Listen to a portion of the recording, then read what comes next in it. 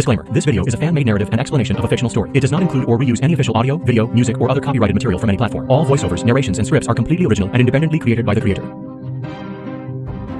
नमस्कार दोस्तों, आपका स्वागत है कहानी ट्यूब की उस दुनिया में जहां हर कहानी अपने साथ लाती है एक नया रहस्य, नया रोमांच और ढेर सारी भावनाएं। अगर आप हमारे चैनल पर पहली बार आए हैं तो अभी सब्सक्राइब कर लीजिए और नोटिफिकेशन बेल को जरूर दबाइए ताकि हमारी अगली रोमांचक कहानी सबसे पहले आप तक पहुंचे। यहाँ आपको मिलेंगी थ्रिलर से भरपूर कहानियाँ, अद्भुत साई-फाई फैंटेसी की झलक और दिल को छू जाने वाली लव स्टोरीज जो हर बार आपको सोचने पर मजबूर कर देंगी। तो चलिए अब वक्त है आज की कहानी में खो जाने का। वह शख्स जिसने ये शब्द चिल्लाए यह अमीर था, जिसका चेहरा बर्फ सा ठंडा लग रहा था और उसकी आंखें विदुर को तीरों की तरह घूर रही थीं। दल के बुजुर्गों पर सार्वजनिक रूप से सवाल उठाना बहुत अनादर माना जा सकता था, लेकिन वह अभी 9वें स्थान पर था। एक बहुत दर्दनाक स्थिति जो दवा प्रतियोगिता की योग्यता हासिल करने से बस एक नाम पीछे थी। अगर कोई और इस स्थिति में होता तो वह भी शांत रहना बहुत मुश्किल पाता, खासकर यामीर जो कभी उदार नहीं रहा था। इस वक्त वह विदुर को अपना जानी दुश्मन मान रहा था। भले यह अनादर था, लेकिन दल के बुजुर्गों के चेहरों पर कोई बदलाव नहीं आया। वालान ने लापरवाही से कहा, इस बार की महाप्रतियोगिता की रैंकिंग बुजुर्ग छाबार ने पूरी की थी। अगर कोई रैंकिंग से सहमत नहीं है तो वह बुजुर्ग छाबार के साथ बहस कर सकता है। बुजुर्ग छाबार। तुरंत सभी दब गए। छाबार अकीरा दल के पहले बुजुर्ग थे और उन्हें बहुत सख्त और निष्पक्ष होने के लिए जाना जाता था। अगर रैंकिंग बुजुर्ग छाबार ने तय की थी तो कोई और इसे चुनौती देने की हिम्मत नहीं करता था। यामीर साफ तौर पर अभी भी संतुष्ट नहीं था, लेकिन उसने भी बुजुर्गों को चुनौती देने की हिम्मत नहीं की। अगर वह खुद को नहीं रोक पाता और बुजुर्ग छाबार का अनादर करता तो उसे कड़ी सजा मिलती। भीड़ धीरे धीरे बिखर गई। विदुर ने सम्मान पूर्वक सभी निमंत्रण ठुकरा दिए। इस वक्त उसके लिए घर लौटने से ज्यादा जरूरी कुछ नहीं था। रास्ते में कोई बात नहीं हुई। आमतौर पर बकबक करने वाला शोमिल इस बार पूरी तरह खामोश था। विदुर का दिल उमड़ रहा था और जैसे जैसे वह करीब पहुँचता गया उसकी रफ्तार और तेज होती गई। गली के प्रवेश द्वार के पेड़ों के नीचे एक खूबसूरत आकृति सादी और शानदार चारों ओर देख रही थी। विदुर की आंखें चमक उठी। उसने कहा, मम्मी। पता नहीं क्यों उसकी नाक में सुगंध होने लगी और उसकी आंखें गीली हो गईं। महाप्रतियोगिता में पहला स्थान हासिल करने से पहले विदुर को लगता था कि कोई भी रैंक ठीक है, बशर्ते वह दवा प्रतियोगिता की योग्यता हासिल कर ले। लेकिन अब अपनी माँ के उम्मीद भरे चेहरे को देखकर उसे लगा कि उसके पास बहुत सारी बातें थीं जो वह उससे कहना चाहता था। विदुर अपनी माँ की ओर दौड़ा, मुंह खोला और कुछ कहना चाहा, लेकिन अचानक वह सारी बातें जो वह कहना चाहता था गायब हो गईं और उसने सिर्फ कहा, मैं वापस आ गया। यास्मीरा ने मुस्कुराकर कहा, चलो घर चलते हैं। उसकी आंखों में ऐसी कोमलता थी जैसे वह सारी जिंदगी को माफ कर सकती थी। शोमिल आखिरकार बोल पड़ा, यास्मीरा चाची, विदुर भाई को पहला स्थान मिला। यास्मीरा चाची, आपने नहीं देखा उस वक्त लोगों के चेहरे? हाँ, 2 शब्द, शानदार, कमाल। यास्मीरा चाची, आज रात हम क्या खा रहे हैं? क्या विदुर भाई, पहला स्थान पाने के बाद भी तुम इतने शांत कैसे हो? कम से कम एक अतिरिक्त नाश्ता तो बनता है ना? परिचित गली से गुजरते हुए वे अपने घर के सामने पहुंचे, जो इस वक्त कई सजावटों से सजा था। शोमिल के पिता और बड़े भाई सजावट बढ़ाने में व्यस्त थे। जब उन्होंने उन्हें आते देखा, काम रोककर वे उनके पास आए। भीमा ने विदुर के कंधे पर जोर से कुछ थप्पियां दी और बोला, विदुर, बुरा नहीं, दल की स्कूल की महाप्रतियोगिता में पहला स्थान हासिल किया, ठीक वैसे ही जैसे उन दिनों में। हाँ, किसी भी तरह तुमने अपने पिता की सांस को कम नहीं होने दिया। उसकी आंखें जैसे चमक रही थी, शायद विदुर के पिता के पिछले दिनों की यादों की वजह से, लेकिन उसकी नजरें हल्के से हिली और मोटे शोमिल पर टिक गईं, जिससे भीमा की हल्की मुस्कान कड़वी हंसी में बदल गई। बीते दिनों को याद करते हुए जब वह और जीतांश दल के स्कूल में एक मशहूर जोड़ी थे, और फिर शोमिल को देखकर, अरे शोमिल, क्या वह थोड़ा और मेहनत नहीं कर सकता था? शोमिल ने अपनी गर्दन पीछे खींची, जैसे उसे अपने पिता के चेहरे का भाव समझ आ गया हो। कोई अपने बेटे को उसके पिता से बेहतर नहीं समझता और उसी तरह कोई अपने पिता को उसके बेटे से बेहतर नहीं समझता। अगर वह इस वक्त बात का रुख नहीं बदलता तो उसे डांट पड़ती। तुरंत चिल्लाकर बोला, यास्मीरा चाची, क्या यह सही नहीं कि आज एक दावत होनी चाहिए ताकि विदुर भाई के पहले स्थान को ठीक से मनाया जाए? भीमा ने सिर हिलाया। इस बेटे को बचाना नामुमकिन था। अच्छा हुआ कि अभी भी बड़ा शामिल था जिसमें कुछ अच्छी संभावनाएं थीं। उसने कहा, बस कर, इन छोटी चालों का इस्तेमाल ठीक है। काश तुम अपनी इस चतुराई का थोड़ा सा ट्रेनिंग पर इस्तेमाल करते। भले वे इसे जश्न कह रहे थे, लेकिन असल में ये बस एक साधारण परिवार का खाना था, सिवाय इसके कि कुछ ज्यादा पकवान और शराब थी। दोनों परिवार मेज पर बैठे हंसते और बातें करते सब विदुर को हौसला दे रहे थे। ये शब्द ज्यादातर छोटी मोटी दोहराई हुई बातें थी, लेकिन विदुर को ये परेशान नहीं लगी। हर एक उसके दिल में याद रह गई। जाहिर है चाहे वे कितनी भी बातें करते, 2 साल पहले की घटनाओं का जिक्र कोई नहीं करता था। भले उन्होंने शराब की पाबंदी हटा दी थी, लेकिन असल में विदुर ने सिर्फ 3 प्याले पिए और फिर शराब से दूरी बनाई। दवा प्रतियोगिता से पहले अभी 1 महीने का वक्त बचा था। अगर तुम चाहो तो कह सकते थे कि यह लंबा वक्त था, लेकिन साथ ही यह छोटा भी था, क्योंकि उपलब्ध वक्त तेजी से खत्म हो रहा था। अगर वह दवा प्रतियोगिता में चमकना चाहता था तो विदुर ट्रेनिंग के अलावा किसी और चीज पर वक्त बर्बाद नहीं कर सकता था। खाने पीने के बाद भीमा अपने दोनों बेटों को अलविदा कहकर ले गया। यास्मीरा ने जल्दी से मेज साफ किया। विदुर की ओर मुड़कर उसने हल्के से कहा, विदुर, भले पहला स्थान अच्छा है, लेकिन तुम्हारे पिता का सबक, अगर तीर छोड़ा गया है तो उसे चमकना चाहिए, तुम्हें आत्मसंतुष्ट नहीं होना चाहिए। विदुर ने कहा, विदुर समझ गया मम्मी, मैं अभी ट्रेनिंग करने जा रहा हूँ। यास्मीरा ने सिर हिलाया और विदुर को, जो ट्रेनिंग रूम की ओर जाने वाला था, रोक लिया। अपने आप में बुदबुदाते हुए उसने कहा, 1 महीने का वक्त, अगर सामान्य मात्रा में दवा इस्तेमाल की तो शायद यह तुम्हें दक्ष रैंक तक पहुंचने के लिए काफी ना हो। अगर तुम दक्ष नहीं बने तो चाहे तुम कितने भी बड़े हकीम हो, दवा प्रतियोगिता में चमकना मुश्किल होगा। विदुर ने आंखें सिकोड़ी और बोला, मम्मी, वक्त कम था, लेकिन अगर वह खुद पर बहुत सख्ती करता तो इस 1 महीने में एकलव्य से दक्ष रैंक तक बढ़ने का मौका अभी भी था। यास्मीरा ने अपने होंठ काटे और बेरहमी से बोली, आज से नहाने की दवा की मात्रा को 10% बढ़ाओ। दवा की मात्रा 10% बढ़ाने से नहाने के दौरान दर्द 100% बढ़ जाता। विदुर ने हंसकर जोर से सिर हिलाया। असल में उसे अपनी माँ के सुझाव की जरूरत नहीं थी। वह पहले से ही दवा की मात्रा बढ़ाने की योजना बना चुका था। तंत्र को चालू करके वह ट्रेनिंग रूम में पहुंचा। नहाने का हौज पहले से ही भूतापीय शक्ति से उबल रहा था। इस बार पानी सर्वस्व ओस नहीं था, बल्कि किसी और तरह का दवा पानी था। विदुर ने बगल से दवा सामग्रियां उठाई और ध्यान से मात्रा नापकर उन्हें पानी में डाल दिया। पानी तुरंत लहराने और उबलने लगा, क्योंकि बैंगनी धुएं की धाराएं उठने लगी। इससे तीखी गंध निकली, जो तेजी से पूरे कमरे में फैल गई। विदुर को बस दवा की गंध सूंघनी थी और उसका शरीर अनजाने में कांपने लगा, जो एक तरह की स्वाभाविक प्रतिक्रिया थी। इस तरह का दवा पानी हड्डी तराशने वाले मांस शुद्धिकरण मिश्रण से अलग था, क्योंकि वह मिश्रण सिर्फ तुम्हारे दिमाग में खुजली पैदा करता था, लेकिन मौजूदा दवा पानी वाकई दर्द देता था। भले कोई आदतन इस पानी में नहाता हो और मानसिक रूप से इसकी आदत हो, फिर भी शरीर की स्वाभाविक प्रतिक्रिया बहुत ज्यादा प्रतिरोध करती थी। विदुर ने गहरी सांस ली। अपने कपड़े उतारकर उसने एक हल्की हरी दवा गोली निकाली और अपने मुंह में डाल ली। यह एक पल के लिए कड़वी लगी, फिर स्वाद पूरे शरीर में फैल गया। ऐसी कड़वाहट जो मरे हुए को भी जिंदा कर सकती थी, लेकिन विदुर को इसकी आदत थी और उसने गोली को काटकर चबाना जारी रखा। भले गोली को सिर्फ निगल कर लिया जा सकता था, लेकिन इस तरह की गोली को काटकर और टुकड़ों में चबाकर पूरी तरह प्रभावी करना जरूरी था। इस तरह की दवा बनाने के लिए बहुत महंगी दवा सामग्रियां चाहिए थी। विदुर के परिवार के लिए ये बहुत बड़ा खर्च था, तो ज्यादातर ये दवा सामग्रियां उसकी माँ ने खुद चुनकर लाई थी। भले ये मरने जितनी कड़वी थी, विदुर फिर भी इसे मीठा मानता था। आधा चौथाई घंटे बाद दवा गोली पूरी तरह उसके मुंह में घुल गई और तब विदुर दवा हौज में घुली। पानी की छप-छप और गूंज की आवाज आई। उसके कानों ने एक तरह की खाली गड़गड़ाहट सुनी और दवा हौज जैसे जिंदा हो गया। सुस्त लहरें जैसे कीड़े थी, जो विदुर की ओर बढ़ी और उसके शरीर में घुस गई। विदुर ने अभी दवा निकली थी, जो दवा ताकत में बदलकर उसके शरीर में उमड़ रही थी, और यह जैसे चुंबक की तरह काम कर रही थी, जो दवा हौज की दवा शक्ति को खींच रही थी। विदुर ने चीख मारी, आह, आहा! इस दवा हौज का अनुभव ऐसा था जिसे कई बार सहन नहीं किया जा सकता था, और भले विदुर पहले इसे सहन कर पाया हो, लेकिन पहले की तुलना में उसने 10% ज्यादा दवा सामग्री डाली थी, और पानी भी अलग था। इस बार विदुर और नहीं सह पाया और एक दर्दनाक चीख निकाल दी। दर्द, यह ऐसा दर्द था जिसकी तुलना 10,000 तीरों से दिल चीरने से भी नहीं की जा सकती थी। इस स्थिति का सबसे बुरा हिस्सा यह नहीं था कि दर्द सहना मुश्किल था, बल्कि यह था कि इतने दर्द के बावजूद विदुर को शांत और ठंडा दिमाग रखना पड़ता था। चुभने वाला दर्द उसके शरीर में घुसा और दवा शक्ति उसकी शक्ति को खोलकर और भेद कर पूरे शरीर में 5 प्रमुख अंगों, 4 अंगों, दिमाग, डैंटियन तक फैलने लगी। फिर भी यह खत्म नहीं माना जाता था। उसे अभी भी अपनी शक्ति को घुमाना पड़ता था, ताकि यह दवा ताकत के साथ तालमेल करके उसके शरीर को मजबूत कर सके। पता नहीं कितना वक्त बीत गया जब अचानक एक गड़गड़ाहट की आवाज गूंजी। विदुर के शरीर के सामने एक आध्यात्मिक रोशनी उठी। विदुर पहले से ही दर्द की आदत पड़ चुका था और अब चीख नहीं रहा था।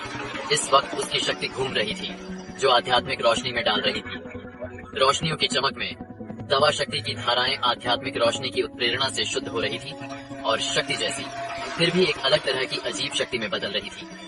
विदुर के शरीर में चैनल होकर यह उसके डैंटियन में नहीं गई, बल्कि उसकी मांसपेशियों और हड्डियों में गहरे घुस गई और फिर एक सुप्त सन्नाटे में उतर गई। इस वक्त विदुर उस विशाल शक्ति को नियंत्रित करने की कोशिश कर रहा था जो उसकी मांसपेशियों और हड्डियों में घुसी थी, लेकिन उसका सारा उकसाना जैसे समुद्र में पत्थर फेंकने जैसा था।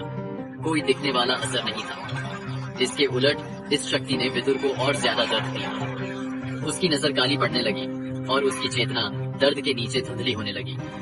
विदुर ने तुरंत शक्ति को नियंत्रित करने की कोशिश छोड़ दी, खुद को संभाला और चेतना खोने से बचाया और दवा शक्ति को सोखना जारी रखा।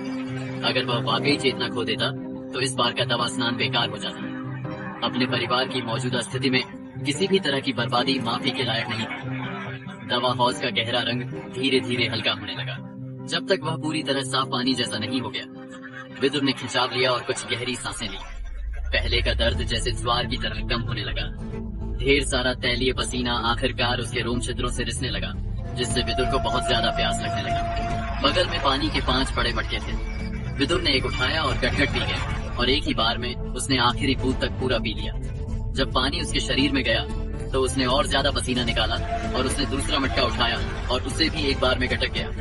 लेकिन इसके बाद भी और ज्यादा पसीना निकला तो उसने तीसरा, चौथा और 5वें मटके के बाद ही पसीना रुका। लेकिन इतना पसीना निकालना शरीर के लिए भी बहुत थकाने वाला था और एक पूरी तरह थकावट का एहसास उसके शरीर से उमड़ने लगा। विदुर की नजर काली पड़ने लगी और वह जल्दी से हौज से बाहर निकला, अपने कपड़े पहने और ट्रेनिंग रूम की पत्थर की स्टेज पर लेट गया। 3 फूलों की जमाव आग तकनीक के 3 चक्कर लगाने के बाद उसकी शक्ति चुपके से उसकी नसों के हर हिस्से में घुसी और उसे 9 सितारा एकलव्य और दक्ष रैंक के बीच की सीमा हल्के से महसूस हुई। दक्ष रैंक तक बढ़ना, भले इसमें सिर्फ एक बाल बराबर का अंतर था, लेकिन यही छोटी सी रेखा बहुत मुश्किल थी। न सिर्फ मूल सीमा थी, बल्कि 2 साल पहले उसकी माँ ने उसकी ताकत पर जो सील लगाई थी, उसे तोड़ना भी मुश्किल था। इस वक्त विदुर की शक्ति उसके पूरे शरीर में घूम रही थी। यह एक चक्रवात का आकार बना रही थी, लेकिन यह चक्रवात बहुत अस्थिर लग रहा था, क्योंकि यह बार बार दिखता और गायब होता था।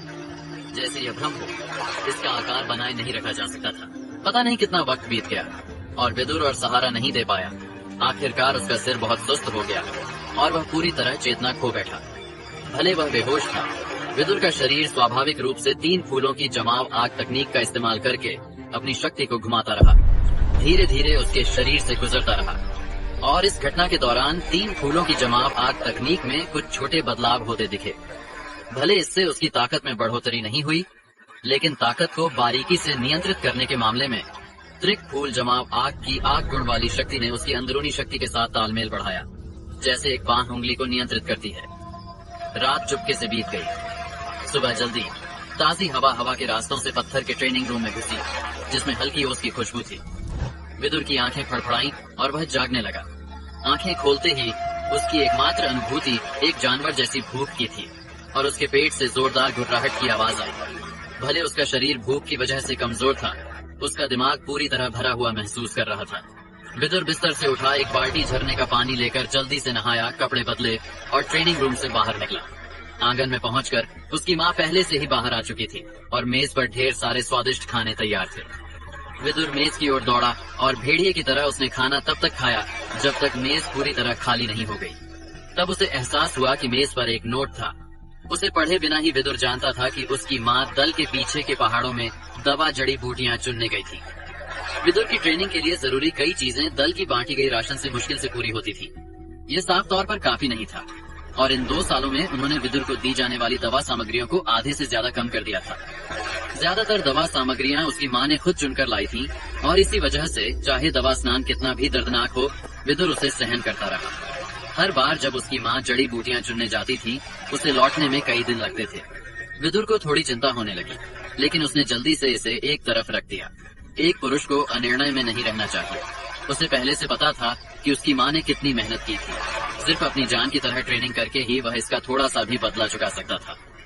ठीक जब विदुर अगले कुछ दिनों की अपनी ट्रेनिंग के बारे में सोच रहा था, बाहर से मोटे की चीख सुनाई दी, विदुर भाई, या अस्मीरा चाची, मैं आ गया। शोमिल का चेहरा मौजूदा स्थिति को देखकर हरा पड़ गया, जो अच्छी नहीं लग रही थी। होंठ सिकोड़कर उसने कहा, भाई, विदुर भाई, क्या यास्मीरा चाची बाहर गई? विदुर ने हंसकर सिर हिलाया और बोला, इस वक्त मुझे डर है कि तुम्हें खुद को एकांत में बंद करना होगा। शोमिल का पूरा चेहरा हरे से राख जैसे रंग में बदल गया और उसने सुस्त ढंग से सिर हिलाया। उसने कहा, समझ गया, लगता है मुझे घर जाकर बुन खाना होगा। विदुर ने हंसकर कहा, हाँ, यह सूखा मांस है जो मेरी माँ ने तुम्हारे लिए छोड़ा है। अगर तुम लालची नहीं हुए तो यह तुम्हारे खाने के लिए काफी होगा। शोमिल ने सूखे मांस का मटका पकड़ा और बहुत खुशी से घर की ओर दौड़ा। उसने कहा, फिर भी यास्मीरा चाची मुझे सबसे अच्छा मानती है। हाँ, विदुर भाई, तुम एकांत में जाओ, मैं घर जा रहा हूँ। अगर वह जरा भी देर करता तो शायद उसे बुन भी न मिलते। विदुर ने सिर हिलाया, अपने दिल को फिर से ठीक किया और दरवाजा बंद करके ट्रेनिंग रूम में फिर से लौटने की तैयारी की। इस वक्त जरा सा भी वक्त बर्बाद नहीं किया जा सकता था। उसे न सिर्फ इस महीने में दक्ष रैंक तक पहुंचना था, बल्कि उस स्तर पर खुद को स्थिर भी करना था। कीमिया के लिए गोलियां बनाते वक्त जरा सी भी गलती नहीं हो सकती थी और अंदरूनी शक्ति के अलावा शक्ति का स्थिर स्तर बनाए रखना गोलियां बनाने के लिए जरूरी था। भले दवा स्नान को एक छोटा रास्ता माना जा सकता था, लेकिन साथ ही यह 2-धारी तलवार भी था। अगर उसके पास अभी दवा स्नान की दवा शक्ति की मदद न होती तो 3 फूलों की जमावाग तकनीक की ट्रेनिंग बहुत धीमी होती। शक्ति को घुमाना सिर्फ नीम को मजबूत करने के लिए होता और इसका जरा सा भी इस्तेमाल अगले स्तर पर हमला करने के लिए नहीं होता। 10 चक्करों के बाद विदुर ने गहरी सांस ली और कुछ कड़वी हंसी के साथ, भले स्थिर नींव अच्छी चीज थी, लेकिन साथ ही इसने अगले स्तर पर टूटने की दबाव और मुश्किल को बढ़ा दिया। असल में स्तर बढ़ाना पहले टूटना और फिर स्थिर करना जैसी स्थिति थी, जिसमें पुरानी शक्ति को तोड़कर और ढालकर नई शक्ति बनाई जाती थी। अगर तुम्हारी नींव बहुत मजबूत थी तो पुराने को तोड़ने के लिए कहीं ज्यादा शक्ति और ताकत चाहिए थी। जाहिर है, टूटने से पहले अच्छी नींव के फायदे भी बहुत अच्छे थे। यह एक तरह का बराबर का लेन देन था। अगर तुम ज्यादा ताकत हासिल करना चाहते थे तो तुम्हें 2 गुनी मेहनत करनी पड़ती थी। इस तरह की मुश्किल को विदुर ने पहले से ही अनुमानित कर लिया था और वह चिंतित नहीं था। इन 2 सालों में दवा स्नान के इस्तेमाल ने उसके शरीर में डरावनी मात्रा में शक्ति जमा कर दी थी और असल में विदुर को खुद भी नहीं पता था कि वह शक्ति कितनी मजबूत थी। उसे बस एक हल्का सा एहसास था। दक्ष रैंक की रुकावट को तोड़ने के लिए उसे बस अपने अंदर की थोड़ी सी शक्ति को रास्ता देना था, जो उसे अपने डेंटियन की मौजूदा शक्ति को और 2 साल पहले उसकी माँ द्वारा लगाई गई सील को तोड़ने और उसे दक्ष रैंक के चक्रवात में ढालने की इजाजत देता। इस तरह की कोशिश उसने कई बार की थी और एक बार भी कामयाब नहीं हुआ था, लेकिन इस बार उसे इस महीने में जरूर कामयाब होना था। अगर उसे भूख लगती थी तो वह एक सिपाही अनाज गोली खा लेता था। अगर उसे प्यास लगती थी तो वह झरने का पानी पी लेता था। शरीर की बाकी जरूरतें जैसे अपशिष्ट निकालना, सब कुछ धुंध साफ करने वाली गोली से हल हो जाता था। पूरे आधे महीने तक विदुर दवा स्नान में बना रहा, बिना जरा सा भी असहनशीलता के एहसास के। एक हकीम की सबसे जरूरी खासियत असल में अंदरूनी शक्ति नहीं थी, बल्कि सहनशीलता थी। अगर तुम अकेलापन और नीरसता सहन नहीं कर सकते थे तो एक हकीम के तौर पर, चाहे तुम कितने भी प्रतिभाशाली हो, तुम्हारी उपलब्धियां आखिर तक बहुत सीमित रहती थी। इस आधे महीने में उसकी माँ एक बार लौटी थी, सिर्फ दवा स्नान का ज्यादा पाउडर बनाने के लिए, और वह विदुर से एक शब्द भी कहे बिना, जो उस वक्त एकांत ट्रेनिंग में था, चली गई थी। पूरा अकीरा दल दवा प्रतियोगिता की तैयारियों में व्यस्त था। यह एक शानदार समारोह था जिसमें अकीरा दल के साथ अच्छे रिश्ते रखने वाली या अकीरा दल के नेतृत्व वाली अन्य बड़ी ताकतों को आमंत्रित किया जाता था। दुनिया के कई शानदार शख्सियतें अकीरा दल के इन चुनिंदा शिष्यों में से उभरती थीं। अकीरा दल की दवा प्रतियोगिता न सिर्फ अकीरा दल के लिए एक खास मौका थी, बल्कि यह दूसरों के लिए दुर्लभ और उच्च रैंक की दवा गोलियां हासिल करने का सबसे अच्छा अवसर भी था। आमतौर पर अकीरा दल की उच्च श्रेणी की दवा गोलियों की एक निश्चित मात्रा ही दल के बाहर बेची जाती थी। सिर्फ दवा प्रतियोगिता के दौरान ही यह पाबंदी हटाई जाती थी, जिससे दल के बाहर की सभी ताकतवर शक्तियों की जरूरतें पूरी हो सकें। प्रतियोगिता से आधा महीना पहले ही दल के अंदर तरह तरह के लेन देन शुरू हो चुके थे। हर ताकतवर समूह तरह तरह की दुर्लभ सामग्रियां ला रहा था और विभिन्न तकनीकों का इस्तेमाल करके उन्होंने गलियों में बैनर टांग दिए, जिनमें लिखा था कि उन्हें किस तरह की दवा गोलियां चाहिए और बदले में वे क्या दे सकते हैं। मांगी जा रही गोलियां बहुत दुर्लभ थी, लेकिन इस वक्त अकीरा दल में कोई भी गोली खरीदी जा सकती थी, बशर्ते तुम्हारे पास कुछ ऐसा हो जो अकीरा दल के सदस्यों को लुभा सके। अकीरा दल में व्यापार करने की योग्यता रखने वाली ताकतें निश्चित रूप से बहुत प्रतिष्ठित थीं। अगर वे अकीरा दल की कोई चीज बाकी दुनिया में ले जाते तो भले वे यह न कह सकें कि वह अनमोल और अनूठी है, लेकिन यह निश्चित था कि वह दुर्लभ और मुश्किल से हासिल होने वाली चीज थी। इस समय अकीरा दल में हर तरह की गोलियां बदली जा सकती थी, न सिर्फ उच्च रैंक की गोलियां, यहाँ तक कि तीसरी श्रेणी की गोलियां या उससे नीचे की, अगर पर्याप्त मात्रा में हो तो उनकी भी बहुत मांग थी। अकीरा दल के दरवाजे खोलने और इस तरह व्यवहार करने का एक कारण था दूसरी ताकतों के साथ अपने रिश्तों को मजबूत करना। लेकिन इससे भी ज्यादा जरूरी यह था कि इससे उन्हें तरह तरह की दुर्लभ और कीमती दवा सामग्रियां हासिल हो सकती थी। भले अकीरा दल मजबूत था, उसकी ताकतें फिर भी सीमित थी। सिर्फ दुनिया की दूसरी ताकतवर शक्तियों की ताकत उधार लेकर ही वे अपनी जरूरत की सारी दुर्लभ और कीमती सामग्रियां जमा कर सकते थे। बालान गलियों में टहल रहा था और उन दवा सामग्रियों के बैनरों को देख रहा था जिनमें उसकी दिलचस्पी थी। क्योंकि यह अकीरा दल था, व्यापार के लिए निकाली गई कोई भी सामग्री स्वाभाविक रूप से दुर्लभ थी और भले दल के खजाने में ऐसी ज्यादातर चीजें स्टॉक में थीं, उन्हें हासिल करने के लिए योग्यता अंकों की जरूरत थी। अचानक पीछे से एक आवाज आई, बुजुर्ग बालान। बालान रुका और मुड़ा। अरे यूनांत, क्या चाहिए? यूनांत ने कहा, क्या हम यहाँ बात कर सकते हैं? उसके साथ बात करने वाला यूनांत था, जो अकीरा दल से जुड़े एक दल का मुखिया था। इस वक्त उसके चेहरे पर उत्साह भरा निमंत्रण का भाव था। बालान ने सिर हिलाया। हाँ, ठीक है। इस तरह की स्थिति का सामना वह आज कई बार कर चुका था। आमतौर पर बालान इन निजी बातों को विनम्रता से ठुकरा देता था। अगर तुम उसके साथ व्यापार करना चाहते थे तो नियमों का पालन करना पड़ता था। लेकिन कुश परिवार ने कई बार श्रद्धांजलि दी थी और अकीरा दल को कई रिश्वतें चढ़ाई थी। तर्क की दृष्टि से बालान इतना सा सम्मान देने से इनकार नहीं कर सकता था, जैसा कि उम्मीद थी। जब वे एक सुनसान जगह पर पहुंचे जहां कोई नहीं था, यूनांत ने कहा, मुझे पता है कि आदरणीय बुजुर्ग बालान बहुत व्यस्त हैं। आपको यहाँ बुलाना भी हद से ज्यादा है, इसलिए मैं सीधे मुद्दे पर आता हूँ। अगर कुछ गलत लगे तो कृपया मुझे माफ करें। बालान ने कहा, यूनांत, तुम्हारे शब्द बहुत हैं, लेकिन मुझे अभी भी नहीं पता कि तुम्हारा कुश परिवार क्या चाहता है। अगर यह कोई बहुत बड़ी बात नहीं है तो मैं थोड़ा मदद कर सकता हूँ। बालान को लग रहा था कि कुश परिवार बड़ी मात्रा में निचली श्रेणी की दवा गोलियां खरीदना चाहता है, जो ज्यादा आम थी, जैसे कि शरीर को पोषण देने वाली या चोट ठीक करने वाली गोलियां। भले ऐसी गोलियां दल के बाहर दुर्लभ नहीं थीं, लेकिन गुणवत्ता के मामले में अकीरा दल के बाहर के हकीम तुलना नहीं कर सकते थे। अकीरा दल की गोलियों की गुणवत्ता इतनी ऊंची थी कि निचली श्रेणी की दवा गोलियां भी अगर बड़ी मात्रा में हों तो बड़ा मुनाफा दे सकती थी। लेकिन अकीरा दल के ज्यादातर लोग ऐसी चीजें बनाने को तुच्छ समझते थे। सिर्फ दल के स्कूल के युवा शिष्य ही ऐसी गोलियों को बड़ी मात्रा में बनाते थे। ऐसी गोलियां दल के स्कूल में रखी जाती थी और भंडार में डाल दी जाती थी, कभी इस्तेमाल नहीं होती थी। बालान इनका जिम्मेदार था और इसलिए वह इस बात का आदी था कि लोग उसके पास ऐसी गोलियां खरीदने आते थे। दल के स्कूल के शिष्यों को बेहतर करने के लिए उन्हें स्वाभाविक रूप से बड़ी मात्रा में निचली श्रेणी की दवा गोलियां बनाने की प्रैक्टिस करनी पड़ती थी। उन्हें भंडार में रखने के बजाय अगर इससे दल के रिश्ते बेहतर हो सकते थे तो उन्हें बेचना बेहतर था। यूनांत ने खांस कर कहा, खांस? अफवाह है कि इस बार की महाप्रतियोगिता में तथाकथित बैंगनी आग गोली दिखी थी। मुझे नहीं पता कि यह बैंगनी आग गोली नीली आग की गोली से तुलना में कैसी है। उसके शब्दों ने बालान के चेहरे का भाव थोड़ा बदल दिया। बालान ने कहा, यूनांत भाई, तुम्हें इस बैंगनी आग गोली में दिलचस्पी है। ये बस एक साधारण तीसरी श्रेणी की दवा गोली है और इसे बड़ी मात्रा में नहीं बनाया जा सकता। यूनांत ने हंसकर कहा, हाँ, हो सकता है, लेकिन मैंने सुना है कि बुजुर्ग छाबार ने इस गोली की बहुत तारीफ की थी कि यह आग गुण वाली शक्ति की ट्रेनिंग करने वालों को रुकावट तोड़ने में मदद कर सकती है। मैं इसे अपने निजी फायदे के लिए नहीं चाहता। मैं बस अपने निराशाजनक बेटे की मदद करना चाहता हूँ। वह 10 साल से 9 सितारा दक्ष रैंक पर अटका है। यह उसका एकमात्र मौका हो सकता है। बालान ने होंठ भींचे। भले अकीरा दल बाहरी दुनिया के साथ व्यापार करता था, लेकिन वे उन सभी पक्षों को मना करते थे जो दल के चुनिंदा शिष्यों से निजी तौर पर संपर्क करना चाहते थे। यह दल के मूल की शुद्धता बनाए रखने के लिए था। वे अपने शिष्यों को आधे अधूरे बाहरी विचारों के अधीन नहीं होने दे सकते थे, जो उनकी नींव को बर्बाद कर सकते थे। इस तरह की स्थिति में जहां दल आमतौर पर असहमति जताता था, कुश परिवार, जो बैंगनी आग गोली के पीछे के हकीम विदुर से मिलना चाहता था, के पास दल के स्कूल के जरिए जाने के अलावा कोई चारा नहीं था।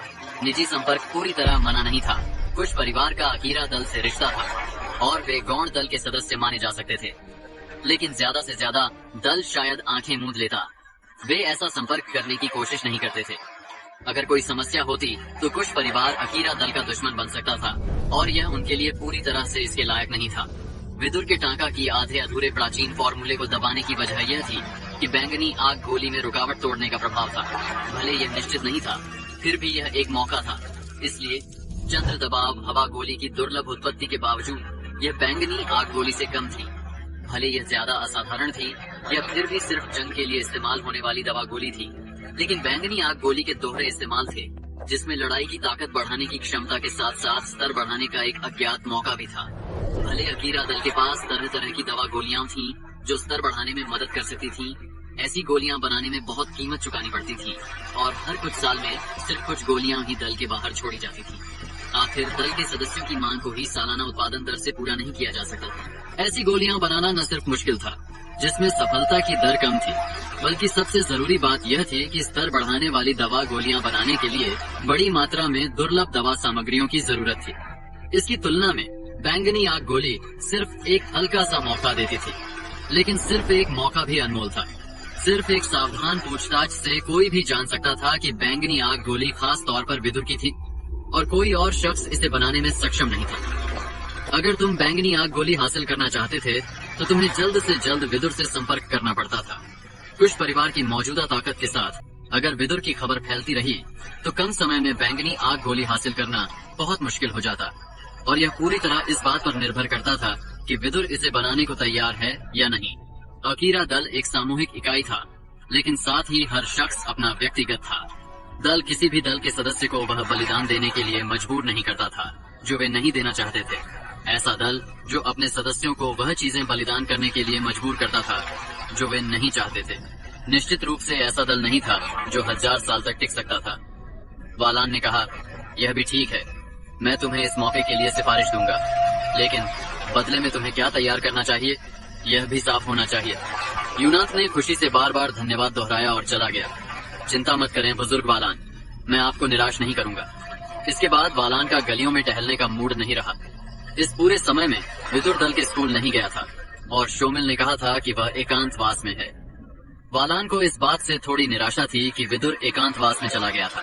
दवा प्रतियोगिता की योग्यता हासिल करने और अपनी बैंगनी आग गोली के साथ विदुर पहले ही उच्च स्तर के अकीरा दल के सदस्यों की नजरों में आ चुका था। भविष्य में वह काफी खास संसाधन हासिल कर सकता था, तो उसे पहले 3 फूलों की जमाव आग तकनीक की नींव को जल्द से जल्द पूरा करना चाहिए था और फिर दल से एक उच्च गुणवत्ता वाली ट्रेनिंग तकनीक हासिल करनी चाहिए थी। अगर विदुर समझदार होता तो इस वक्त उसे बहुत सारी हरकतें और संपर्क बनाने चाहिए थे ताकि भविष्य के लिए ज्यादा फायदे मिल सकें। लेकिन किसी भी वजह से विदुर एकांतवास में चला गया, जिससे लोग मान रहे थे कि वह घमंडी हो गया है। चाहे वालान कितना भी सोचे, वह कभी नहीं अनुमान लगा सकता था कि विदुर का लक्ष्य भविष्य की संभावनाएं नहीं थी, बल्कि दवा प्रतियोगिता में पहला स्थान हासिल करना, अपने परिवार का नाम चिल्लाना और दल के पत्थर पर अपना नाम उकेरना था। दवा प्रतियोगिता की योग्यता ने कुछ लोगों को जश्न का मौका दिया तो कुछ को अपमान। विदुर की सूची में आने की वजह से यामीर को कोटे से बाहर धकेल दिया गया था। इस तरह की दुश्मनी कुछ ऐसी थी जिसे यामीर जरा भी नहीं भूल सकता था और उसका दिमाग जहरीले विचारों से भरा था। यामीर ने सिर झुकाकर कहा, सीनियर भाई खनाफ, ये मेरी अक्षमता है। इस वक्त यामीर एक ऊंचे सुंदर नौजवान के सामने खड़ा था। नौजवान का चेहरा सफेद जेड की तरह था और उसकी पतली आंखों में हल्की मुस्कान थी। ये सफेद चेहरे वाला नौजवान अकीरा दल की युवा पीढ़ी का सबसे मशहूर शख्स था, फिनाप, जिसने सिर्फ 16 साल की उम्र में दक्ष रैंक हासिल कर लिया था।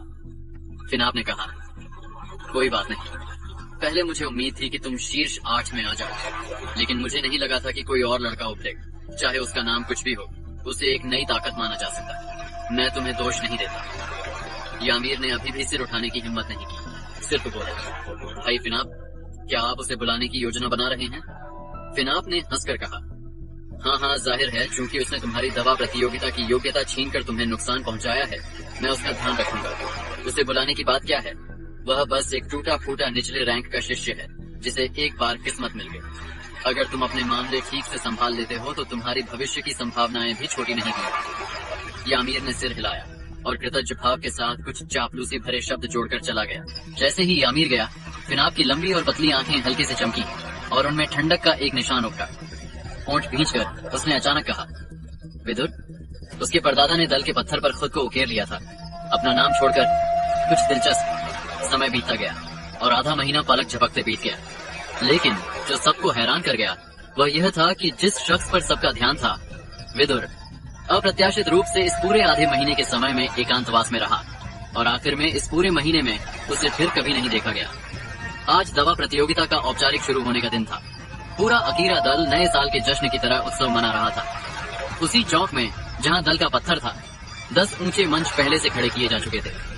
बीच का मंच दल के बुजुर्गों के लिए था और बाकी 9 उन सभी ताकतवर शख्सियतों के लिए थे जो देखने आए थे। दल के पत्थर के सामने 100 से ज्यादा दवा भट्टियां थीं और हर कड़ाही के बगल में एक पत्थर की मेज थी जिस पर एक स्टोरेज अंगूठी थी जिसमें दवा बनाने के लिए तरह तरह की दवा सामग्रियां तैयार थी।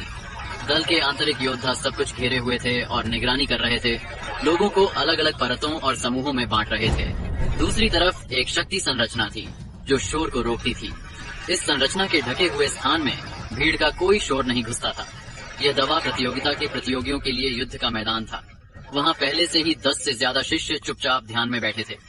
कभी कभी कोई और शिष्य शक्ति संरचना से होकर अंदर आता था। इस वक्त एक लंबा, सुंदर और सफेद चेहरे वाला शिष्य वहाँ आया। भीड़ तुरंत पिनाब के बारे में बात करने लगी। पिनाब आ गया। किसी ने कहा, पिनाब कब का 3 सितारा दक्ष बन चुका है। वह वाकई मूल खून की रेखा से होने के लायक है। एक ही पीढ़ी के शाखा परिवार के शिष्य उसके साथ तुलना ही नहीं कर सकते। दूसरे ने हंसकर कहा, हाँ, मुझे लगता है कि टांका में कुछ उम्मीद है। तीसरे ने कहा, टांका भी 3 सितारा दक्ष है, लेकिन शक्ति तकनीकों के मामले में अंतर बहुत बड़ा है। प्रतिभा के मामले में पिनाब अभी भी टांका से ऊपर है। चौथे ने कहा, मैंने नहीं कहा कि वह जीतेगा, मैंने कहा कि उसमें कुछ उम्मीद है। पांचवे ने कहा, तुम्हें लगता है टांका जीत सकता है? जब तक पिनाब गलती न करे यह पूरी तरह असंभव है। छठे ने कहा, पिनाब की खासियत उसकी स्थिरता है। दूसरे शायद गलती करें, लेकिन उसके लिए यह असंभव है। मूल खून की रेखा का पिनाब साफ तौर पर इस बार की दवा प्रतियोगिता का भीड़ का पसंदीदा था। दवा प्रतियोगिता में भाग लेने की योग्यता रखने वालों में लगभग आधे मूल खून की रेखा से थे, लेकिन वे सब फिर भी उसे आदर से देखते थे। यामीर भी उनके बीच था। उसने मौजूद लोगों को देखा और पाया कि विदुर अभी तक नहीं आया था। दवा प्रतियोगिता की योग्यता खोने की वजह से यामीर की विदुर से नफरत उसकी हड्डियों में समा गई थी। पहले वह पिछले कुछ दिनों में विदुर के लिए कुछ परेशानी खड़ी करने की योजना बना रहा था, लेकिन उसे ढूंढ नहीं पाया था। पिनाब ने उसकी ओर मुड़कर पूछा, कौन सा है विदुर? यामीर ने कहा, वह अभी तक नहीं आया। पिनाब ने लापरवाही से हंसकर कहा, अरे हाँ, दिलचस्प। वह 1 महीने से ज्यादा समय से नहीं दिखा। उसे अपने शिक्षकों की कृपा के लिए धन्यवाद देना भी नहीं आता। शायद बुजुर्गों की नजरों में वह पहले ही पूरी तरह घमंडी बन चुका है। एक कमजोर 9 सितारा एकलव्य ने वाकई एक पूरे महीने तक एकांतवास किया था। यहाँ तक कि मुख्य बुजुर्ग वालान को एक संदेश भी नहीं भेजा। विदुर को दल के स्कूल ने पढ़ाया था जिसे वालान चलाता था, और ये वालान ही था जिसने उसे पहला स्थान हासिल करने की घोषणा की थी। चाहे वालान ने विदुर को कीमिया सिखाई हो या नहीं, बुजुर्ग वालान को धन्यवाद न देना एक भयंकर अपराध था। अगर शिक्षक पिता की तरह होता तो ठीक था, लेकिन वालान दल के स्कूल का मुख्य बुजुर्ग था। चाहे कुछ भी हो, यहाँ तक कि बहुत घमंडी शख्स भी उसके साथ ऐसा व्यवहार नहीं करता था। किसी ने कहा, वह अब तक नहीं दिखा, शायद उसे मंच का डर लग गया है। दवा प्रतियोगिता अकीरा दल के सबसे जरूरी समारोहों में से एक थी। पहले कई शिष्यों ने भाग लेने की योग्यता हासिल की थी, लेकिन आखिरी पल में मंच के डर से नहीं दिखे थे। ऐसे ज्यादातर लोग सिर्फ किस्मत से अपनी योग्यता हासिल कर पाए थे और काफी मजबूत नहीं थे। अब ऐसा लग रहा था कि विदुर भी उन लोगों में से एक था। वह अभी भी सिर्फ एक नगण्य 9 सितारा एकलव्य था। शायद अगर उसे दल के बाहर रखा जाता तो उसे कुछ प्रतिभा माना जा सकता था, लेकिन अकीरा दल में यह बिल्कुल नहीं चमकता था। वह दवा प्रतियोगिता की योग्यता हासिल करने वाले शिष्यों में एकमात्र था जो अभी तक दक्ष रैंक तक नहीं पहुंचा था। किसी ने हंसकर कहा, हाँ, अगर मैं होता तो शायद मैं भी नहीं दिखता। दूसरे ने कहा, उसे अपनी जगह सीखनी चाहिए। पिनाब के साथ चलने वाले शिष्य सब विदुर का मजाक उड़ा रहे थे। वे सब बता सकते थे कि इस बार पिनाब उसकी कुछ परेशानी खड़ी करने की योजना बना रहा था और इसके लिए उसे किसी वजह की जरूरत थी। मूल खून की रेखा के सदस्य और अपनी प्रतिभा के साथ पिनाब को अपनी पीढ़ी का शीर्ष जीनियस माना जा सकता था। उसे जन्म से ही तरह तरह का खास व्यवहार मिला था और कभी कोई ऐसा नहीं था जो उसकी स्थिति को चुनौती दे सके। यहाँ तक कि टांका, जो थोड़ा दिलचस्प था, हमेशा उसके आसपास निचला प्रोफाइल रखता था। उसे वाकई ये थोड़ा नीरस लगता था। तो जब विदुर अचानक कहीं से उभरा और वाकई बुजुर्ग छाबार ने उसे दल के स्कूल का नंबर एक रैंक घोषित किया तो इसने उसकी दिलचस्पी जगा दी थी। पिनाब हंसा। नए उभरते सितारों को कुचलने से ज्यादा मजा क्या हो सकता था। उसकी पूरी पीढ़ी में अकीरा दल में कोई भी ऐसा नहीं था जो उसके साथ मुकाबला कर सके। उसके एकमात्र प्रतिद्वंद्वी दल के बाहर से थे। इस दुनिया में सिर्फ अकीरा दल ही प्राचीन समय से नहीं था। 8 प्राचीन बादशाहों ने 8 प्राचीन दलों को छोड़ा था, जो शौर्य, किल्बिश, रांगड़, विहान, शीशमान, बोस्का और जानदार में बंटे थे। लेकिन असल में वह सिर्फ किल्विश दल के शिंगारा और रांगड़ दल के हातिम को अपने योग्य प्रतिद्वंद्वी मानता था। बाकी दलों में शायद और लोग थे, लेकिन उनके नाम अभी तक जाहिर नहीं हुए थे। वह विदुर के लिए परेशानी खड़ी करने की सोच रहा था, क्योंकि वह बोर हो रहा था। साथ ही वह अपने अनुयायियों का मनोबल बढ़ा सकता था और अपनी तकनीकों को और निखार सकता था। बगल में दल के स्कूल का बुजुर्ग बालान था। वह बहुत गंभीर था और उसके पास यूनांत था, जो कड़वी मुस्कान दे रहा था। वह आधे महीने तक हर दिन विदुर के घर गया था, लेकिन हर बार उसे एकांतवास में पाया था। बालान के चेहरे पर कोई भाव नहीं दिख रहा था, लेकिन अंदर से वह विदुर से काफी नाराज था। महाप्रतियोगिता का विजेता कहाँ था? दवा प्रतियोगिता में एक 9 सितारा एकलव्य पूरी तरह नगण्य था। इसके अलावा दल के स्कूल की महाप्रतियोगिता में दी गई दवा सामग्रियां सभी बहुत साधारण थीं। इसलिए उनसे बनाई जा सकने वाली दवा गोलियां भी साधारण थीं। शायद टांका की असली ताकत का सिर्फ 10वां हिस्सा ही उसमें जाहिर हुआ था। दवा प्रतियोगिता दल के स्कूल की महाप्रतियोगिता से अलग थी। स्वीकार्य रूप से दवा प्रतियोगिता में भी बड़ी मात्रा में दवा सामग्रियां तैयार थी, लेकिन साथ ही यह पहले से तैयार दुर्लभ दवा सामग्रियों के इस्तेमाल की इजाजत देती थी। इस वक्त दल विदुर को जो संसाधन देता था और उसकी भविष्य की संभावनाएं इस पर आधारित थी कि उसने दल के स्कूल की महाप्रतियोगिता में पहला स्थान हासिल किया था। उसे दवा प्रतियोगिता में अपनी प्रतिभा सबके सामने दिखाने का यह मौका भी मिला था। इसके साथ और अपनी बैंगनी आग गोली के भरोसे उसे दल में बहुत ज्यादा संभावनाएं मिलती थी। 3 फूलों की जमाव आग तकनीक या कोई और ट्रेनिंग तकनीक को सीधे छोड़कर दूसरी ट्रेनिंग तकनीक के लिए बदला जा सकता था। अगर वह जोरदार ढंग से अपनी पूरी कोशिश करता तो भविष्य में दल के मुख्य योद्धाओं में से एक बनना असंभव नहीं था। असल में दल के शिष्यों का भविष्य इसी तरह हासिल होता था और यह एक अच्छा भविष्य पाने का सबसे अच्छा तरीका था। यहाँ तक कि टांका जैसी प्रतिभा वाला भी इसका अपवाद नहीं था। तुम्हें दल के मुख्य लोगों का ध्यान खींचना पड़ता था और इस तरह दल के आंतरिक संसाधन हासिल करने पड़ते थे। यह तुम्हारी ट्रेनिंग का रास्ता पूरी तरह सीधा और बिना रुकावट का बनाने के बराबर था। और यह दल के स्कूल की महाप्रतियोगिता में अपनी शानदार सफलता से सबको हैरान करके था कि विदुर ने इस तरह का मौका हासिल किया था। उसने बुजुर्ग छाबार के फैसले के आधार पर पहला स्थान हासिल किया था और उसकी बैंगनी आग गोली में आग गुण वाले दक्ष रैंक वालों को स्तर बढ़ाने की क्षमता थी। चाहे उसने गोली का फॉर्मूला दल को देने का फैसला किया हो या खुद के लिए रखा हो, भविष्य में उसे मिलने वाले संसाधन हर तरफ से आते और निश्चित रूप से कम नहीं होते। और इसी वजह से बुजुर्ग बालान की राय में विदुर का एकांतवास में जाकर बैंगनी आग गोली के खास प्रभावों को बढ़ावा न देना ऐसा लगता था जैसे वह इतना घमंडी हो गया हो कि बाकी सब उसके नीचे हैं। इस तरह का व्यवहार उसके लिए फायदेमंद नहीं था। यूनांत आधा दिन इंतजार करने के बाद और नहीं सह पाया और अधीरता से बोला, यह विदुर, उसे मंच का डर तो नहीं लग गया ना? दल के स्कूल की महाप्रतियोगिता का पहला स्थान, क्या इसने उस पर बहुत ज्यादा दबाव डाल दिया? बालान ने यूनांत को लापरवाही से देखा और कहा, वह आए या न आए, यह उसकी जिंदगी के फैसले हैं। ये शब्द बोलने के बाद बालान पास के बुजुर्गों के मंच की ओर बढ़ने लगा, क्योंकि दवा प्रतियोगिता शुरू करने का समय हो रहा था। यूनांत ने आह भरी और कड़वी हंसी छोड़ी। अगर वह सच बोलता तो विदुर के घर के बाहर लगातार खड़े रहने और फिर भी प्रवेश न मिलने से उसके दिल में नाराजगी का एहसास उठ रहा था। लेकिन चाहे वह कितना भी नाराज हो, विदुर फिर भी अकीरा दल का शिष्य था। चाहे विदुर का स्वभाव अच्छा हो या बुरा, वह सिर्फ हंसकर नुकसान सह सकता था, खासकर उसकी मौजूदा स्थिति में, जहां वह उससे कुछ मांगने आया था।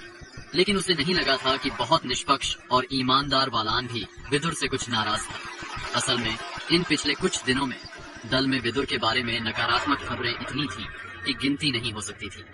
उसकी योग्यता के बारे में, विदुर के बारे में तिरस्कार भरे शब्द परिवारों में हवा की तरह घूम रहे थे। यहाँ तक कि यूनांत ने भी इसका कुछ हिस्सा सुना था, लेकिन उसने सिर्फ यही सोचा था कि ये अफवाहें जलन की वजह से घड़ी गई थी और कुछ लोगों ने इन्हें फैलाया था। लेकिन अब ऐसा लग रहा था कि ये अफवाहें बिना वजह नहीं थी। हालांकि इस तरह की बातों का उससे कोई लेना देना नहीं था। उसका मकसद सिर्फ बैंगनी आग गोली हासिल करना था और विदुर कैसा शख्स था, उसे वाकई इसकी परवाह नहीं थी। इसके अलावा जितना ज्यादा विदुर की दल में मौजूदा साख खराब थी, उतनी ही ज्यादा संभावना थी कि वह बैंगनी आग गोली हासिल कर ले। यह उसके लिए वाकई अच्छी बात थी, लेकिन उसे डर था कि इस तरह की सोच रखने वाले लोगों की संख्या भी कम नहीं थी। विदुर के लिए चिंता करने वाले सिर्फ भीमा के परिवार के 3 लोग थे और उसकी माँ। इस वक्त भीमा अपनी छोटी सिपाही टुकड़ी के साथ व्यवस्था बनाए रखने में था। बड़ा बेटा शानिल भी उसके पीछे था। भले इसे व्यवस्था बनाए रखना कहा जाता था, लेकिन असल में यह बस अपनी तय जगह पर खड़े होकर कुछ सामान्य शिष्टाचार दिखाना था। भीमा चारों ओर देख रहा था। उसकी तय जगह ठीक प्रतियोगियों के मुकाबले के क्षेत्र के प्रवेश द्वार पर थी और अभी तक उसने विदुर को नहीं देखा था। सब इंतजार कर रहे थे। इसे देखकर ऐसा लग रहा था कि दवा प्रतियोगिता को औपचारिक रूप से शुरू करने का समय हो गया। हिमा की भौहें तन गईं। उसने कहा, शोमिल, उस लड़के ने, क्या उसने विदुर को ढूंढा या नहीं? बगल में खड़े शानिल को भी थोड़ी चिंता थी। अगर दवा प्रतियोगिता औपचारिक रूप से शुरू हो गई और विदुर अभी भी जल्दी नहीं पहुंचा तो वह अपने आप अयोग्य हो जाता। जब शुरू होता तो पूरा दवा बनाने का मंच एक साथ मुकाबला करता। शानिल ने कहा, पापा, मैं उसे ढूंढने जा रहा हूँ। शानिल अपने छोटे भाई को सबसे अच्छे से जानता था और अगर तुम उस लड़के शोमिल को कुछ करने को कहते तो तुम्हें हमेशा थोड़ा डर रहता था कि उस पर भरोसा किया जा सकता है या नहीं। भीमा ने कहा, अच्छा विचार, रुको। वे आ गए। छोटी टुकड़ी के कप्तान के तौर पर भीमा शानिल को मिशन पर भेज सकता था, लेकिन ठीक इस पल उसने दो आकृतियों को दौड़ते हुए आते देखा। इन दो आकृतियों में से एक थोड़ा मोटा था और एक नजर में बता सकते थे कि यह शोमिल था। शोमिल के साथ तेजी से दौड़ते हुए आने वाला शख्स कोई और नहीं बल्कि विदुर था, लेकिन विदुर को देखकर वह बहुत उदास दिख रहा था और उसके चेहरे पर एक बीमार सा पीला रंग था। चारों ओर के लोगों ने उसे पहचान लिया और चिल्लाए, विदुर आखिरकार आ गया। हाँ, आखिर वह दल के स्कूल की महाप्रतियोगिता का पहला स्थान था और अपनी बैंगनी आग गोली के साथ उसने काफी ध्यान खींचा था। बस एक छोटी सी नजर में वे विदुर को इस हालत में नहीं पहचान पाए, जिससे वे थोड़े हैरान रह गए। किसी ने कहा, ये विदुर है। दूसरे ने कहा, दल के स्कूल की महाप्रतियोगिता का पहला स्थान इस तरह की शक्ल वाला है। तीसरे ने कहा, यह बहुत बीमार सा दिख रहा है, क्या मुमकिन है कि इस महीने में वह किसी चोट से ठीक हो रहा था? चौथे ने कहा, हो सकता है 9 सितारा एकलव्य की ताकत से दल के स्कूल की महाप्रतियोगिता में जीत हासिल करना।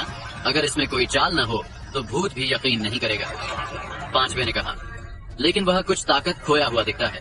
अब देखकर मुझे डर है कि यह इतना आसान नहीं था। छठे ने कहा, ये शब्द अगर मैं होता तो आज बाहर भी नहीं आता और कुछ रहस्य बचा लेता, क्योंकि यह मेरे भविष्य के विकास के लिए कुछ फायदेमंद होता। सातवें ने कहा, हाँ, उसकी मौजूदा शक्ल के साथ दवा प्रतियोगिता में आना बस अपनी बेइज्जती करवाना है। तरह तरह की आवाजें गूंजी। कुछ लोग जानबूझकर जोर से उसका मजाक उड़ा रहे थे, जिससे आसपास के लोग हंस पड़े। यहाँ तक कि जो लोग आमतौर पर नहीं हंसते थे, वे भी विदुर की दयनीय हालत देखकर हंसी रोक नहीं पाए। इस हालत में दवा प्रतियोगिता में आना कितना दयालु शख्स। लेकिन विदुर ने बस अपने कान बंद कर लिए और इन बेवकूफी भरी टिप्पणियों को नहीं सुना। भले वह बीमार था और उसकी हालत अच्छी नहीं थी, लेकिन दवा प्रतियोगिता के प्रति उसकी रुचि अभी भी थी और भले उसे 100% भरोसा नहीं था, फिर भी वह 70-80% यकीन रखता था। शोमिल का चेहरा कभी कभी सिकुड़ जाता था। भले बाकी लोग जो कह रहे थे उसे सुनना मुश्किल था, लेकिन अंदर ही अंदर शोमिल को भी लगता था कि विदुर भाई ने इसे बहुत हल्के में लिया था। भले एकांतवास ठीक था, लेकिन तुमने खुद को एकांत में बंद करके ऐसी हालत कैसे बना ली? वह कुछ हौसला बढ़ाने वाले शब्द कहना चाहता था, लेकिन उसे इस स्थिति के लिए कोई शब्द ही नहीं मिल रहे थे। आखिर में उसने सिर्फ इतना कहा, विदुर भाई, शुभकामनाएं, मैं तुम्हारा समर्थन करता हूँ। भले वह उसका समर्थन करता था, लेकिन उसे कोई उम्मीद नहीं थी। विदुर हंसा और सारे मजाक के बीच से गुजरते हुए वह प्रतियोगी क्षेत्र में दाखिल हुआ। इस वक्त वहाँ पहले से ही 100 से ज्यादा अकीरा दल के शिष्य अपनी तैयारियां कर रहे थे। भले दल के स्कूल में सिर्फ 8 नाम थे, लेकिन विभिन्न परिवार और शाखाएं जरूरी नहीं कि अपने शिष्यों को दल के स्कूल भेजें। दल के स्कूल में जो पढ़ाया जाता था वह बुनियादी बातों में सबसे बुनियादी था। नींव मजबूत करने के अलावा इसके दूसरे फायदे ढूंढना मुश्किल था। जिन परिवारों में काबिलियत थी वे अपनी पढ़ाने की विधियों से बुनियाद सिखाते थे या अपने बच्चों के लिए बुद्धिमान गुरु ढूंढते थे। 1 या 2 शिष्यों प्रति शिक्षक के साथ प्रभाव जाहिर तौर पर दल के स्कूल की व्यापक पढ़ाई से बेहतर था। भले दल के स्कूल में सिर्फ 8 स्थान थे, लेकिन विभिन्न परिवारों और शाखाओं के अपने स्थान थे। अकीरा दल विशाल था और चाहे कितना भी चयन क्यों न हो, आखिर में 100 से ज्यादा प्रतियोगी थे, जो यह दिखाता था कि अकीरा दल कितना जबरदस्त था। दवा प्रतियोगिता में भाग लेने वाली युवा पीढ़ी में कम से कम दक्ष रैंक की ताकत थी, जाहिर है इसमें विदुर को छोड़कर। लेकिन असली ताकत की बात करें तो विदुर के पास एक ऐसी तकनीक थी जो उसे दक्ष की ताकत दे सकती थी, तो उसे भी दक्ष के तौर पर वर्गीकृत किया जा सकता था। प्राचीन समय से चले आ रहे प्रमुख दलों में से एक होने के नाते इसके पास योग्य उत्तराधिकारी होने चाहिए थे। स्थिर रूप से मौजूद रहने के लिए इसकी नींव मजबूत होनी चाहिए थी। इसका अतीत, वर्तमान और भविष्य बहुत ताकतवर होना चाहिए था, ताकि यह अपने दुश्मनों को हैरान और दबा सके। विदुर एक कोने में गया और बैठने ही वाला था जब अचानक एक हंसी गूंजी। विदुर, तुम्हारी मौजूदा हालत में ऐसा लगता है जैसे तुम बेहोश होने वाले हो। विदुर ने हंसकर जवाब दिया, हो सकता है। हिमाल ने अपनी आंखें सिकोड़ी और विदुर के कान के पास आकर बोला, फिनाप तुम्हें निशाना बनाने की योजना बना रहा है, मुर्गी को बंदर के सामने मारने की। क्या तुम्हें यह नहीं पता था? विदुर ने कहा, तुम इस तरह मुझसे बात कर रहे हो, क्या तुम्हें डर नहीं कि वह मुझसे हटकर तुम्हें निशाना बनाएगा? हिमाल ने अपनी नाक छुई। अगर मैंने उसे कहा कि मैं उसकी मदद कर रहा हूँ यह पता करने में कि क्या सच है और क्या झूठ। विदुर ने हंसकर कहा, हाँ, तुम मुझसे बहुत ज्यादा उम्मीद कर रहे हो, मैं उसे निराश नहीं करना चाहता। हिमाल ने कहा, बुरा विचार नहीं, लेकिन चाहे कुछ भी हो, मैं तुम्हारी इज्जत करता हूँ और तुम्हें शुभकामनाएं देता हूँ। विदुर ने जवाब दिया, तुम भी कुछ कम नहीं हो। हिमाल ने कहा, एल, लेकिन मुझे इस बात में दिलचस्पी है कि तुम कौन सी गोली बनाने की योजना बना रहे हो। बैंगनी आग गोली बुरी नहीं है, लेकिन दवा प्रतियोगिता के लिए तीसरी श्रेणी की गोली वाकई देखने लायक नहीं है। असल में हिमाल को विदुर के प्रति बहुत जिज्ञासा थी। उसे फिर से आश्चर्यजनक चाल से जीतने देना बिल्कुल नहीं हो सकता था, लेकिन उसे नहीं पता था क्यों विदुर का पीला और बीमार सा चेहरा उसे ऐसा एहसास दे रहा था कि इस लड़के ने फिर से कोई रहस्य रचा है। अपनी अंतर्जनन पर हिमाल को हमेशा भरोसा था, क्योंकि ज्यादातर समय जब उसे ऐसा एहसास होता था वह सच निकलता था। विदुर ने कहा, जब वक्त आएगा तुम्हें पता चल जाएगा। विदुर के चेहरे का आत्मविश्वास हिमाल को और ज्यादा जिज्ञासु बना रहा था, लेकिन उसकी मौजूदा हालत को नजरअंदाज करने पर भी उसे रैंकिंग में सबसे नीचे ही होना चाहिए था।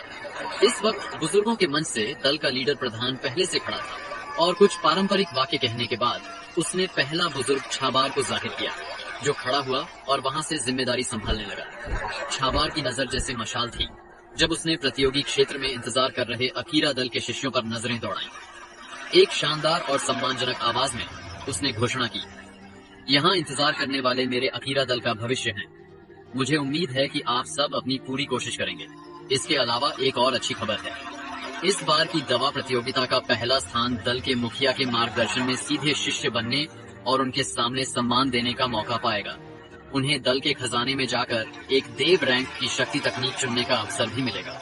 जोरदार गूंज उठी, चारों ओर तालियों की आवाजें गूंजी। हर साल की दवा प्रतियोगिता में पहले स्थान के लिए अतिरिक्त इनाम होते थे। पहले ये सभी युद्ध देव हथियार और दल के खजाने से चुनी गई गूढ़ श्रेणी की तकनीक होती थी। इन दोनों की तुलना में इस बार के इनाम लोगों को थोड़ा पागल कर रहे थे। देव रैंक की शक्ति तकनीक एक बात थी, लेकिन दल के लीडर प्रधान के मार्गदर्शन में ट्रेनिंग करना, यह इनाम वाकई शिष्यों को पागल कर रहा था। दल का लीडर प्रधान, चाहे वह उसकी शक्ति की ताकत हो या कीमिया में उसका कौशल, वह दल में बिना किसी विवाद के सबसे मजबूत था। पहले उसके पास एक सीधा शिष्य था, जो था पहला बुजुर्ग छाबार। अफवाह थी कि जब छाबार दल के मुखिया का शिष्य बना था, उसकी प्रतिभा के मामले में वह बस औसत से थोड़ा ऊपर माना जा सकता था, लेकिन प्रधान के मार्गदर्शन में सिर्फ एक साल में उसने अपने साथियों को पूरी तरह पीछे छोड़ दिया था।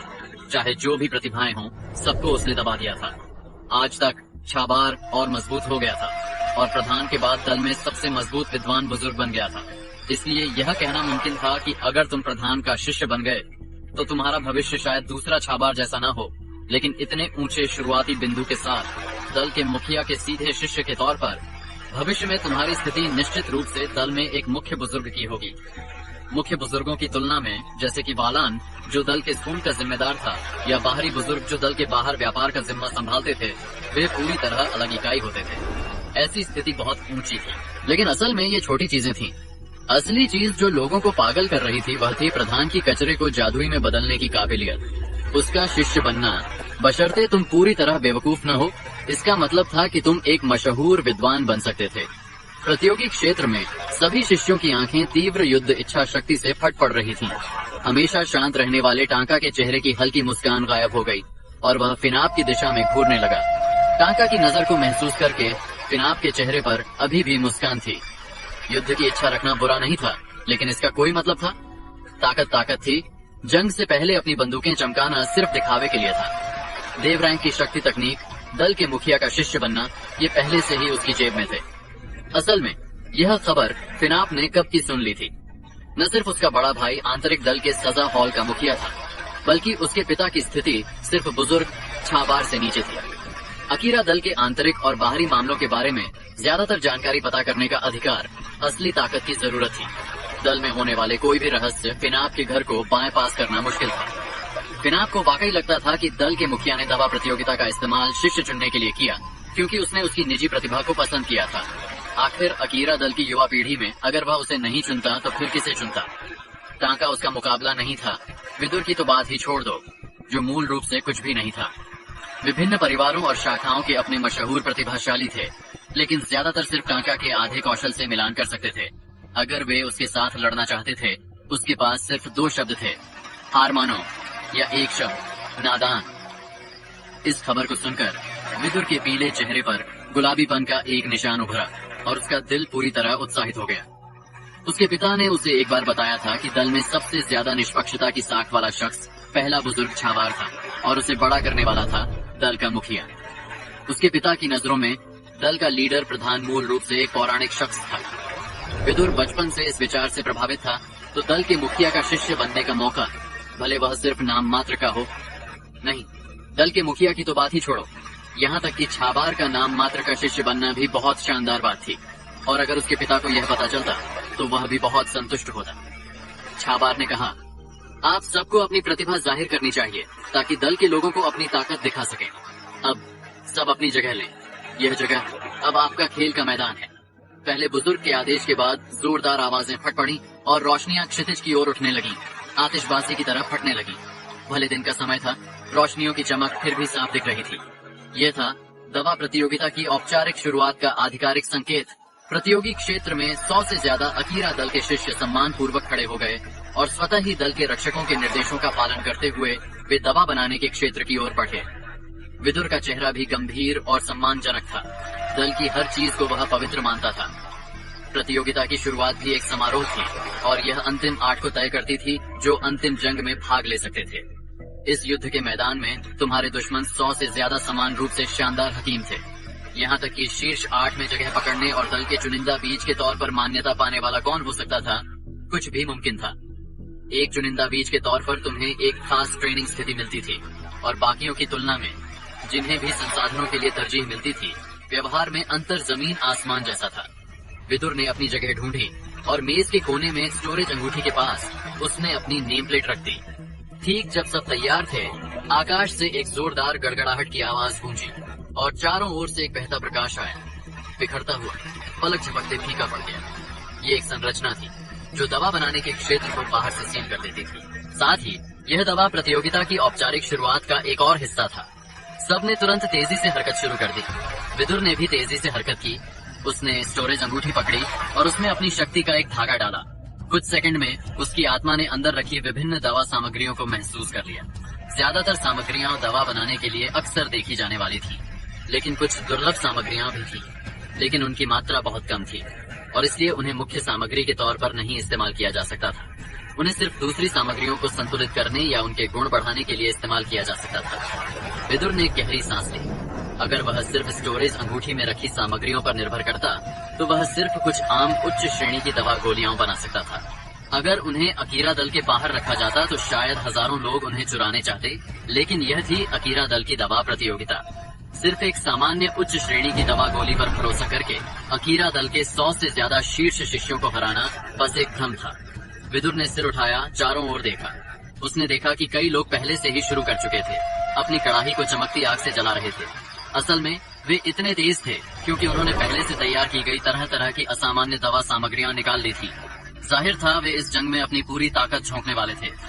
विदुर ने भौहें सिकोड़ी क्योंकि उसने देखा कि लोग इस निर्णायक जंग के लिए अपनी बारीकी से तैयार की गई शानदार दवा सामग्रियों का इस्तेमाल कर रहे थे। और वे क्या इस्तेमाल करते? साधारण शाखा परिवार मूल खून की रेखा जैसे नहीं थे। अगर वे कई साल खर्च करते तो शायद वे सिर्फ एक असाधारण गोली के लिए पर्याप्त दुर्लभ दवा सामग्रियां जमा कर सकते थे। अगर ज्यादा चाहिए होती थी तो सिर्फ दल के धनी और ताकतवर शाखा परिवार ही अतिरिक्त हासिल कर सकते थे। विदुर के पास एक बार असाधारण दवा गोली बनाने के लिए जरूरी दुर्लभ दवा सामग्रियां भी नहीं थी, तो इस वक्त वह सिर्फ दल द्वारा दी गई दवा सामग्रियों का इस्तेमाल कर सकता था। भीमा और उसके बेटों की नजरें टिकी थी। जब भीमा ने अपने बेटे को देखा जो कुछ नहीं कर पा रहा था तो उसे थोड़ा बेबसी महसूस हुई। उसने कहा, विदुर के साथ क्या बात है? क्या तुमने यास्मीरा चाची को देखा? चाहे वह शीर्ष 8 में पहुंच पाए या नहीं, यह जरूरी नहीं था, क्योंकि उसके भविष्य के लिए वाकई में निर्णायक था दवा प्रतियोगिता में अपनी काबिलियत दिखाना। अपनी प्रतिभा, ताकत और दवा प्रतियोगिता की चमक के साथ क्या अभी भी इस बात की चिंता थी कि दल उसका समर्थन नहीं करेगा? जब तक कोई शिष्य दल का पक्ष और समर्थन हासिल कर लेता, तब तक अगर वह पूरी तरह प्रतिभाहीन नहीं था तो उसकी भविष्य की संभावनाएं बिना सीमा की होती थी। शोमिल की राय में विदुर को इस पर ध्यान देना चाहिए था और दवा प्रतियोगिता में जीत हासिल करके दल के पत्थर पर अपना नाम छोड़ने की सोच को छोड़ देना चाहिए था। शोमिल ने अपने सिर के ऊपर खुजलाया और बोला, मुझे नहीं पता। जब मैं पहुंचा तो मैंने यास्मीरा चाची को नहीं देखा और विदुर भाई अभी उस हालत में एकांतवास से बाहर आए थे। क्या मुमकिन है कि उन्होंने अपनी दवा बनाने की ट्रेनिंग ज्यादा कर ली? भीमा ने सिर हिलाया। उसकी आंखें चमक रही थी। जाहिर था वह जानता था कि यास्मीरा कहाँ थी, लेकिन अपने दोनों बेटों के सामने उसने कुछ नहीं कहा। अचानक पूरे दवा बनाने के क्षेत्र को सील करने वाली संरचना से एक अजीब आवाज निकली। यह आवाज दवा बनाने के क्षेत्र से बाहर नहीं जा सकती थी, लेकिन संरचना के बाहर अभी भी गड़गड़ाहट जैसी आवाजें थीं। किसी ने चिल्लाया, दिव्य रोशनी, वायुदार रोशनी। विभिन्न ताकतों से आए हुए लोग रंग बदल गए। रांगड़ दल के बुजुर्ग हातिम ने अपनी नजरें टिकाईं और अपने बगल के अनुयायी से, जो जानकारी का जिम्मेदार था, पूछा, आखिर वह कौन है जिसे दिव्य रोशनी दे दिया गया?